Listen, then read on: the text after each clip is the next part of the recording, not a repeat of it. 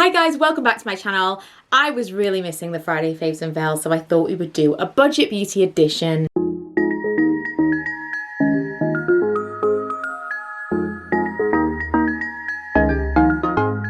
Some of these products are new. I'm looking. Most of these products are new, but some of them I've had for quite a while. So these are basically just the things that in the past few weeks I keep pulling for. So when I'm getting ready, whether it be I'm testing something but I want to do the rest of my makeup as well, or I'm not filming anything and I'm just putting on makeup, this is the stuff that I tend to reach for, the things I've really enjoyed using, and the stuff that maybe hasn't been talked about all that much. First things first, I have two primers. One of them, I mean, I'm not a primer person, but I had this quick fix from Urban Decay and I started using it a couple of months ago, and I've had it for ages. I really took to it, like, wow, okay, I can't believe I've had this for so long and I have not been using it. And the reason that I pulled it out was because I was realising niacinamide was quite good for my pigmentation and just various issues that I had, and that had niacinamide in it. So I was quite liking the spritz before I applied my foundation, but obviously that's quite expensive and I was looking for other products that might do a similar thing. Yes, okay, maybe they don't have the same ingredients, but I liked that mist before I applied my base. And one of the ones that I've been using loads recently is the PS Vit Fix from Primark, and this is a priming mist. It says it's got fruit acids, aloe vera juice and rose water. Boosts skin's radiance, hydrates and refreshes. This was sent to me, but I've been using it tons and it's so refreshing.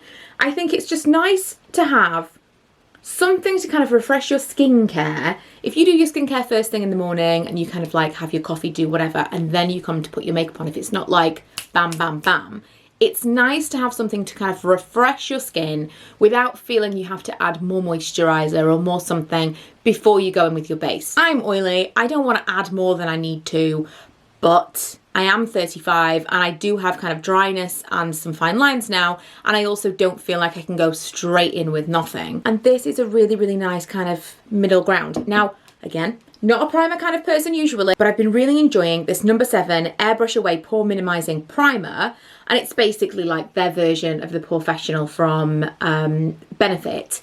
It is a little bit thinner, a little bit more gel-like, not quite so thick on the skin, and it kind of massages away or rubs away to a powdery type finish really quickly. Doesn't feel that same kind of silicone-y greasiness on my fingertips. And I just kind of put it where I have my more obvious pores, my chin, maybe in the areas that I'd like to kind of fill a little bit. And I've not had any problems whatsoever with how makeup sits on top of it. Whether I use a brush, my hands, a sponge, it doesn't seem to matter. It's not kind of pilling up or looking patchy or anything. And that's been my experience with primers, possibly because I'm oily, I don't know, but I'm really enjoying that one. Foundation wise, I've tried quite a few foundations this month. And this one, which I think I'm yet to post a video on, I've tried to film this several times and I keep forgetting to come back at the end of the day to show you what it looks like. But I personally find this to be an improved version of the Stay Perfect. It might not have quite the staying power that the Stay Perfect does, but it's more hydrating, or at least it feels more hydrating. It's slightly more flattering. It's got that more kind of moisturisy type texture to it, just a little heavier. It says, achieve soft, fresh and healthy skin, lightweight, comfortable to wear, gives delicate coverage while still covering blemishes and minimising the appearance of pores. I would agree with all of that. Skin strengthening ceramides help to counteract dryness and leave skin feeling softer. Yes, I feel like this is what you would graduate to after Stay Perfect if your skin is getting a little drier. Still a gorgeous finish. Really amazing in terms of colour match. Again, Calico is my like absolute 100% amazing. And I am like, I think I'm bone in Estee Lauder, and I want to say buff in Revlon. 1W 1 bone, definitely true in Estee Lauder. I can't find my Revlon foundation because I have to organise my makeup. It's all over the place. I don't powder tons, but when I do powder, I want something that is very lightweight, something really finely milled, and that's not going to kind of look cakey. I just want something super small. In fact, my absolute favourite, have I got it here? It is here, is the e.l.f. I think it's called Under Eye Setting Powder. It's got no label or anything on it, but it's just a tiny, super finely milled powder. Oh, it says here sheer. It just says sheer. So I'm guessing it is the under eye setting powder. I'm pretty sure it is. And that I like to just kind of put here, down the middle, a little bit T-zone-y, just kind of basically my T-zone, but I bring it out slightly in the middle just because it blurs out my pores. And I find that this does a very, very similar thing, but it is pressed, which is a lot less messy. This is the Morphe filter effect. So again, a pressed powder, and then underneath you do still get a little thing where you have one of these, which if you're oily, you really appreciate. And the shade I've got is Filter 1. It says it's a finishing powder. I don't know if these come in actual shades or if they're all translucent. I'm not 100% sure. I'm guessing that they do. But I like this, and I think it's very comparable to the e.l.f. I don't think they're a million miles away in terms of price when you actually get it down to like what you actually get for your money, plus the pressed powder is going to last you for longer, and that is a lot easier to use. This Milani Baked Highlight is one of those products that I've had for a really long time, and then I got rid of it. I didn't think I liked it. I repurchased it. This happens to me all of the time. And I think I've had it for about a year, maybe. Time is a very fluid concept right now. But I think I've had it for about a year, and again, wasn't really reaching for it until this month. Something kind of snapped, I don't know. And I'm really, really enjoying it. Now, it's super loose in the packaging. That's not great. But the thing that put me off originally was that it was super, super frosty. So if you look, it can be very frosty. It's a lot. It's like an Instagram highlight. I have it here. I don't know whether or not that's going to show up, but it can be really kind of pout in your face highlight. But it doesn't need to be. And if you look at what is left on my finger, it can just be a pretty sheen. Also, fun fact, pads of my fingers are a bit strange because when I was 4, I want to say, maybe 3, I fell into a fire. Didn't fall into a fire, but I fell into a glass fire and melted my hand, and I didn't have fingerprints until I was about 18. Fun fact. So yeah, really enjoying this. The colour I've got is, did I tell you already? Dolce Perla. I don't know. But it can be a very nice sheen. It's very easy to overdo it. You need a very light hand if you don't want the pow Instagram, and also make sure you're in the right light, because sometimes I'll put it on and I'm like, that's really nice, and then I get into a brighter light and I go, wow, okay, wow. Something I picked up this month was this Sahara Dunes collection eye palette, and it's supposed to definitely be a dupe for the little, what are those little ones from Fenty called?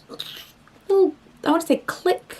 I was close. Snap shadows. So I think that's what they're going for with this kind of packaging. I wasn't expecting a tremendous amount from this, truthfully, but these are really, really nice. This is the metallic shades swatched here, and I use mostly these ones. And then these ones I used that all over my eye actually yesterday, and that was really nice. But this I've used very, very little, maybe an inner corner highlight. And these I use for liner. And this basically is my perfect eyeshadow palette. It's got a super bright colour if I really want it. It's got a nice medium matte. It's got all, I mean, it doesn't seem like a lot, but that's a decent kind of, that's a decent wardrobe of colours in terms of like basic neutrals for me. And then super, super deep dark. So if I wanted to just darken my whole look, like if I wanted to go kind of metallic-y, but I wanted it to be deeper, I can play with these a little bit. Or I can just go super neutral, and I've got 2 options of liner. I love a powder liner. So much easier to apply, so much softer, so much more flattering and forgiving. Really versatile. You can wet your brush and make it super dark. You can, again, if you've got multiple options. I just love that it's in a palette already. And I think this might be my favourite ever palette. In terms of like a travel-sized, everything you need in one palette, this might be it. I can't really speak to the wear because I've been playing with so many different things this month, different kinds of primers and bases and things like that, but I think they wear as well as anything else does on my eyes. Speaking of eye primers, I know I've spoken about this before, but I didn't stop using it because I didn't like it, but I stopped using it because I kind of forgot where everything was. Again, I've got some boxes of makeup and things up here, and I just need a day where I pull everything out of all of these drawers and reorganize everything and get it all where I can see it, because I've currently got, let me show you. This is how the bulk of my makeup is stored right now. It's just in these baskets, and I've no idea what I've got. There's just lipsticks and base products and cheek products, and there's 2 more of these up there, and I need to deal with it, but it's overwhelming. Oh, but I did find my Revlon Colour Stay, which is indeed in the shade Buff. So that's why I stopped using this, because I couldn't put my hand on it. It's great. It makes every mascara you put over the top of it better. The Lash Sensational mascara is my favourite anyway. I didn't really think this was going to do anything particularly special, because I didn't really, I mean, number one, it's white. I hated a white mascara primer. Do you remember the ones from L'Oreal where it just would never cover? It was terrible. This is a completely different ball game, and it actually makes the original Lash Sensational mascara even better as well. I wouldn't be without this now. Really, really love it. And lastly, I don't think I'm missing anything else, is the lip gloss that I'm wearing right now. I'm just going to top it up for your benefit. I've had this before. Again, I don't know what happened to it, and so I repurchased it in the new packaging. It is the Revlon Super Lustrous Lip Gloss in Supernatural, and I remember buying this and just thinking it was called Supernatural, like supernatural. I did not consider that it's just because it's supernatural, because I'm a bit of an idiot.